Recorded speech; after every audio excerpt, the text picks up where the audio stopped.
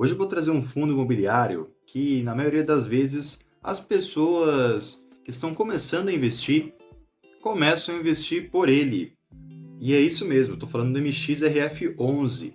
Hoje eu vou trazer uma análise completa dele, todos os detalhes, vou trazer uma análise qualitativa, uma análise fundamentalista e vamos verificar, vamos tirar como conclusão se esse fundo imobiliário ele é bom ou não.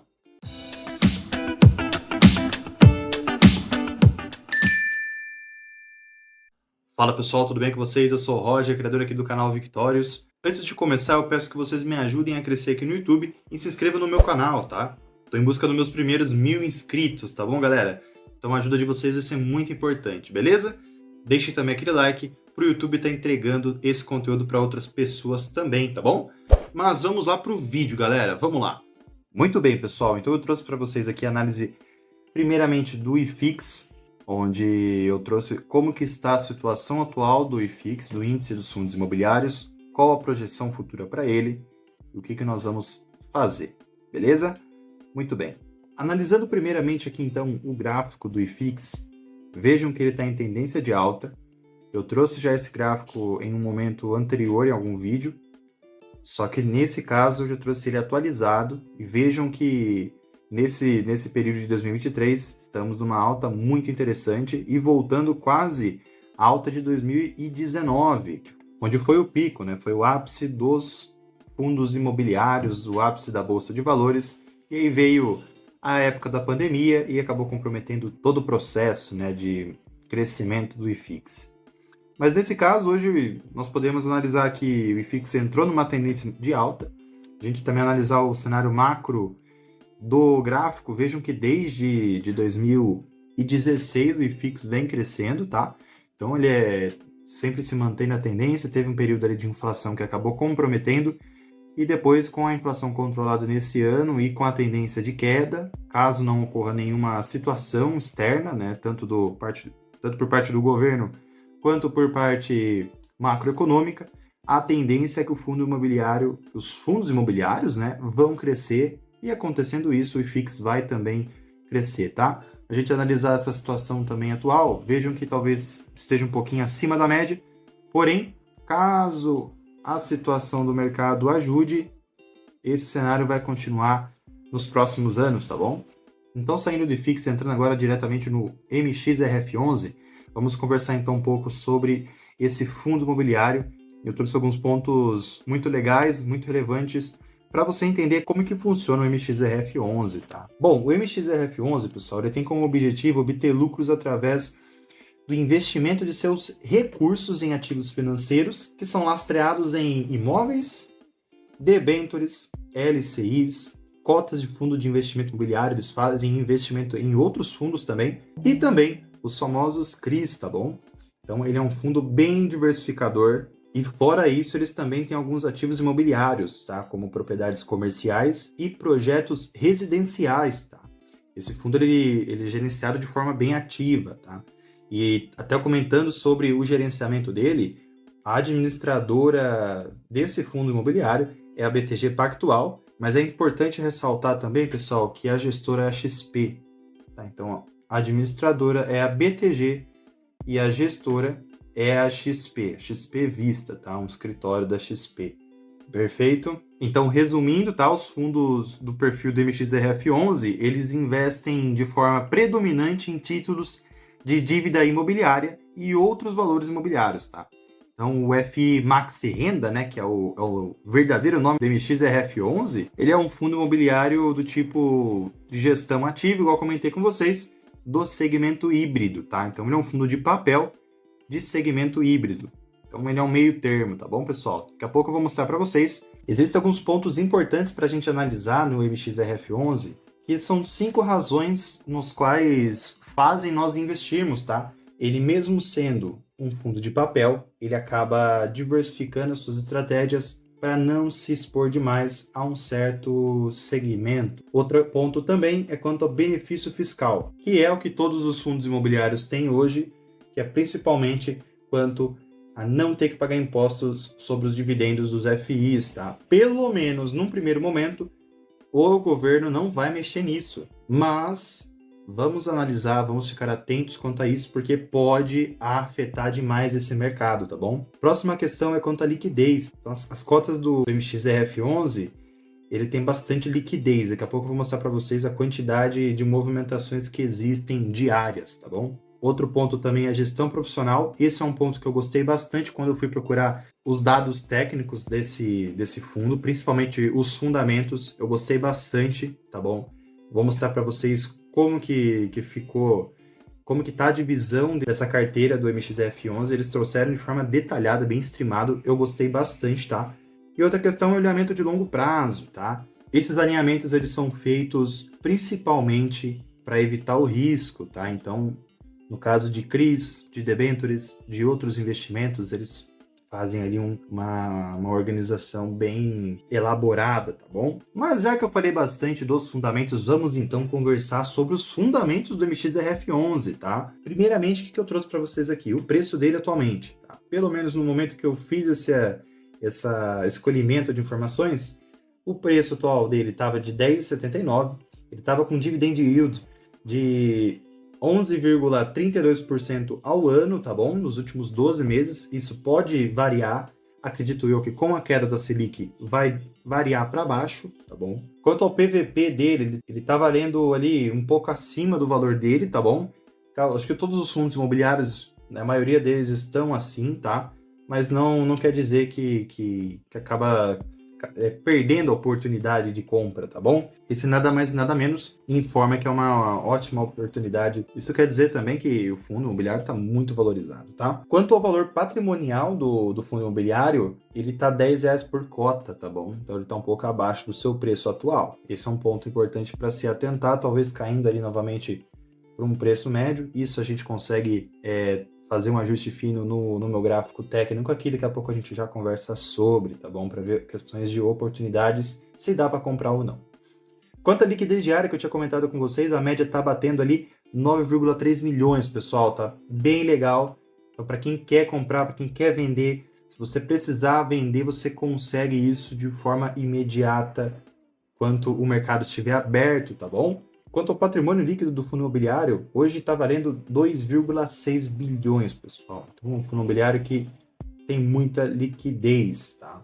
A volatilidade sua de 12 meses está de 6,84%, bem abaixo, tá? A representação nele no IFIX, que é aquele índice que eu comentei lá no início, é de 2,25%, tá, pessoal? Então é uma relevância muito interessante também, tá bom? Quanto à quantidade de cotas, existem hoje aí 259 milhões, tá bom? E o número de cotistas hoje está quase batendo a 1 milhão, pessoal. Falta aí 100 mil, tá bom? Vamos torcer para que cada vez venham novos, né, pessoal? Para quem quer ver mais informações, eu deixei o site aqui embaixo, tá? Que é o XP Asset. Vocês entram nesse site, vocês vão encontrar todas as informações. É o RI desse fundo imobiliário. Deem uma olhada, é muito legal, tá, pessoal? Mas vamos analisar agora a carteira desse MXRF11. Vamos verificar como que está a alocação dele e o que nós precisamos nos atentar, tá bom? Primeira coisa que eu trago para vocês é a carteira de CRIs.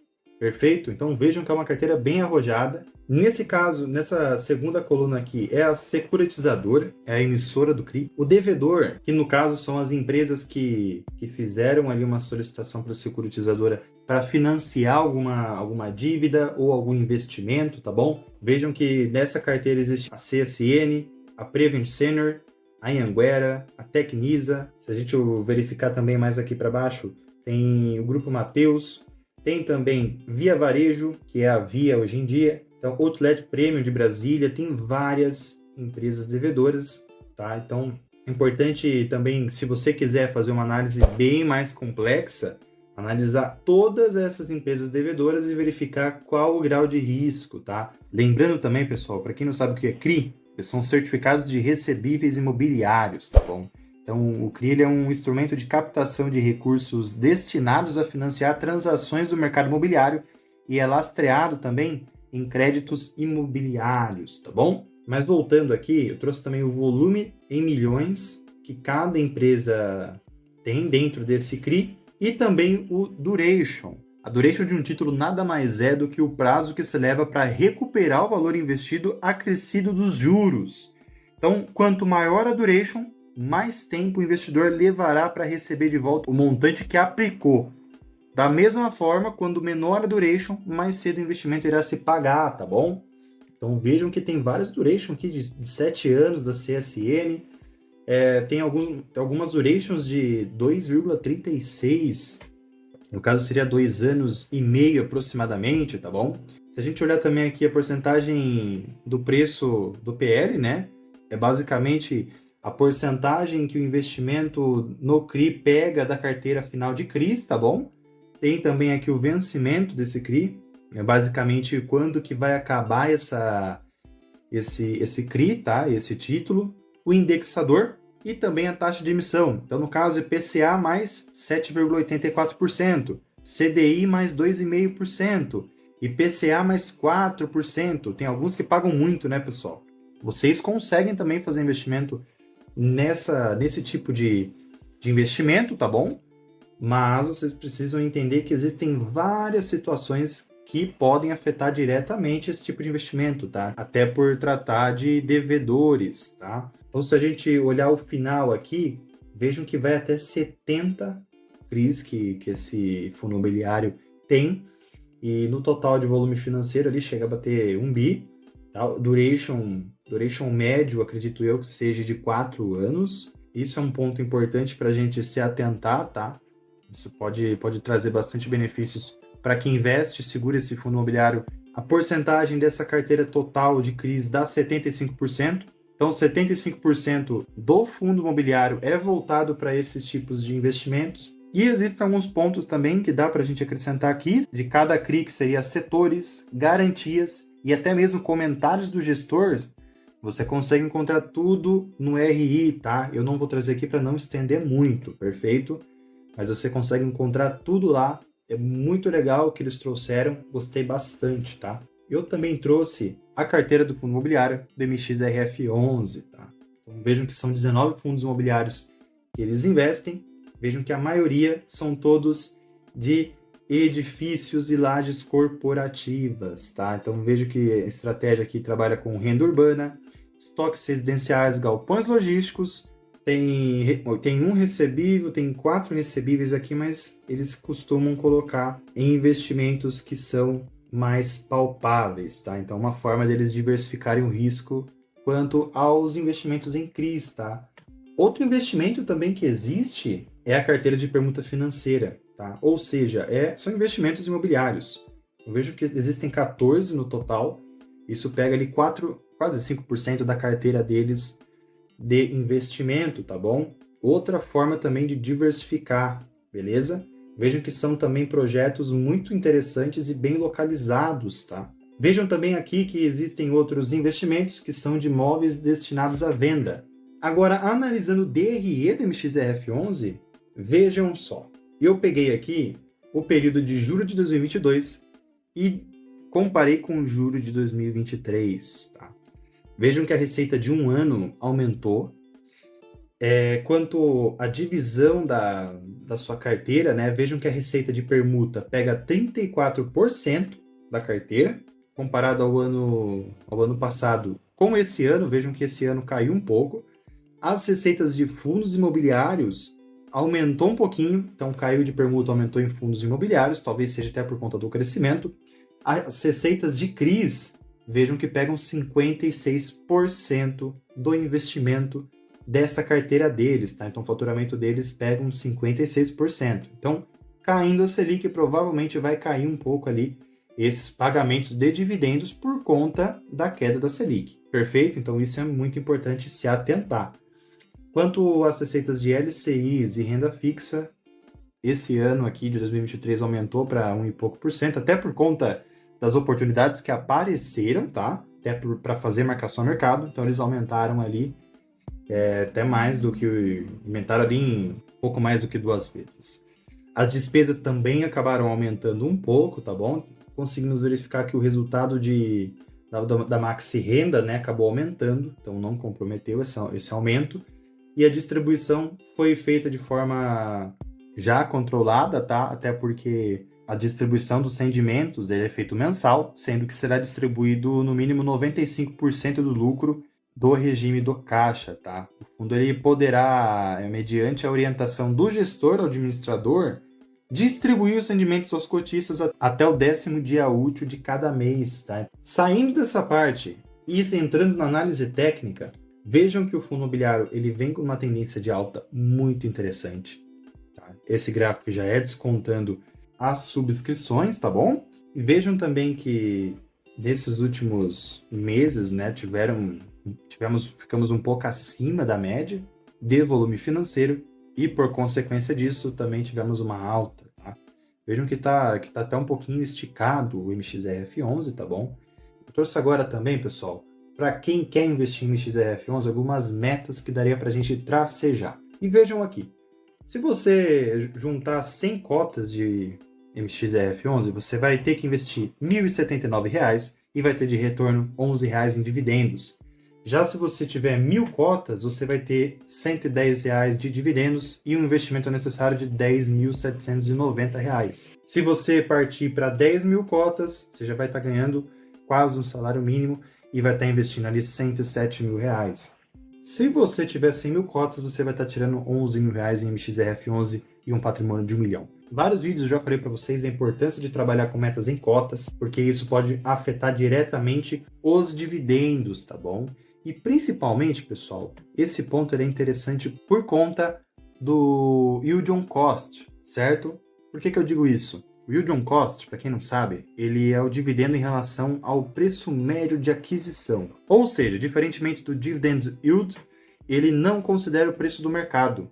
Então, por exemplo, se o investidor ele recebe R$1 de dividendo e a ação custou R$10, o yield on cost será de 10%. Então é muito legal você atentar a isso, porque, pessoal, se você trabalhar de maneira correta os seus investimentos, se você comprar em momentos muito oportunos no mercado, você vai conseguir alavancar o seu yield on cost, perfeito? Então pode um dividend yield que seja ali de 12% que uma empresa pagou, você pode estar recebendo ali 16, 17, 20%. E não é maluquice, tá bom? Então é muito interessante se atentar a isso. Vou trazer um vídeo explicando para vocês sobre o yield on cost e a diferença dele quanto ao dividend yield, tá bom? É muito importante se atentar a isso, galera. Bom, pessoal, espero que vocês tenham entendido, compreendido como que funciona o MXRF11, quais os investimentos que ele faz, quais os riscos também, tá? É muito importante você entender o que fazer quando você compra um fundo imobiliário desse, principalmente porque a Selic vai afetar diretamente esse investimento, perfeito? Então é muito importante você equilibrar, não fazer compras muito arrojado do MXRF11, perfeito? Então, qual que é o ponto principal aqui? Diversificação. Se o próprio MXRF11 faz diversificação para evitar o seu próprio risco, por que você não vai fazer diversificação? Perfeito. Então, diversifique, faça uma carteira bem elaborada. O MXRF11, para quem está começando a investir, é muito bom, principalmente por conta do valor dele. Mas se sobrar, se der, se for possível você conseguir, com o passar do tempo, começar a investir em outros fundos imobiliários, é muito importante, tá, pessoal? Então, façam isso porque vai trazer tranquilidade financeira para vocês, beleza?